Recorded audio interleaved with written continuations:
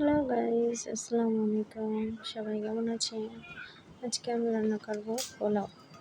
পোলাও রান্নার জন্য আমি একটা প্যানে তেল গরম করে তার ভিতরে আমি একটা তেজপাতা ছেড়ে দিয়েছি, দুটো এলাচ মুখ ফাটিয়ে নিয়েছি, দুটো দারুচিনি দেব, আর 3-4টার মতো লবঙ্গ দেবো। এটাকে একটু ভেজে নিচ্ছি।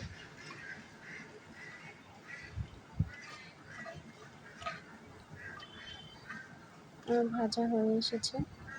এবার এর মধ্যে আমি কিছু পেঁয়াজ কুচি দিয়ে দিচ্ছি। পেঁয়াজ কুচি দিয়ে পেঁয়াজটাকে একদম ভালো মতো ভেজে নিচ্ছি। একদম ব্রাউন কালারও করবো না, আর একদম কাঁচা কাঁচাও থাকবে না। একদম সফট যখন হয়ে আসবে তখন আমি এর ভিতরে চালটা দিয়ে দেবো। এই পেঁয়াজটা ভাজার মাঝখানে কিছু ঘি দিয়ে দিচ্ছি। ঘিয়ের যে ফ্লেভারটা জাস্ট অসাধারণ। এবার আমি ঘি দিয়ে এই পেঁয়াজটাকে আরেকটু ভালো মতো নেড়েচেড়ে ভেজে নিচ্ছি। ভাজা হয়ে গেছে। এবার এর ভিতরে আমি চালটা ধুয়ে স্ট্রেনারে রেখে পানি ঝরিয়ে নিয়েছিলাম।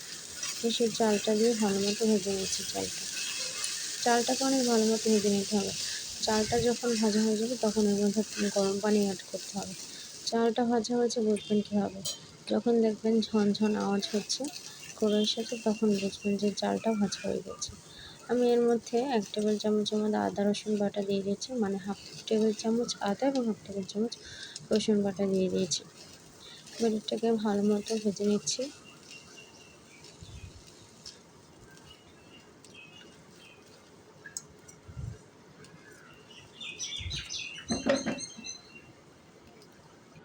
আমার ভাজা প্রায় হয়ে গিয়েছে। এবার এর ভিতরে আমি 1 টেবিল চামচের মতো গুঁড়ো দুধ কিছুটা পানির সাথে গুলিয়ে নিয়ে এর ভিতর দিয়ে দিলাম। এবার দুধটাকে চালের সাথে একটু মিক্সড করে নিচ্ছি। এবার এর ভিতরে আমি দিয়ে দেবো গরম পানি। আমি 3 কাপের মতো চাল নিয়েছিলাম। 3 কাপ চালের জন্য আমি 6 কাপ গরম পানি নিয়েছি। আমি সেই 6 কাপ গরম পানি থেকে কিছুটা পানি নিয়ে গুঁড়ো দুধ গলিয়ে নিয়েছিলাম। পানি অ্যাড করা হয়ে গেছে। এবার এই চালটাকে একটু হালকা নেড়েচেড়ে মিক্সড করে ঢাকনা দিয়ে ঢেকে মিডিয়াম লো আঁচে রান্না করে নেব। 20 মিনিটের মতো আমার সময় লেগেছিল এই পোলাওটা হতে। পোলাওটা আমার প্রায় হয়ে এসেছে।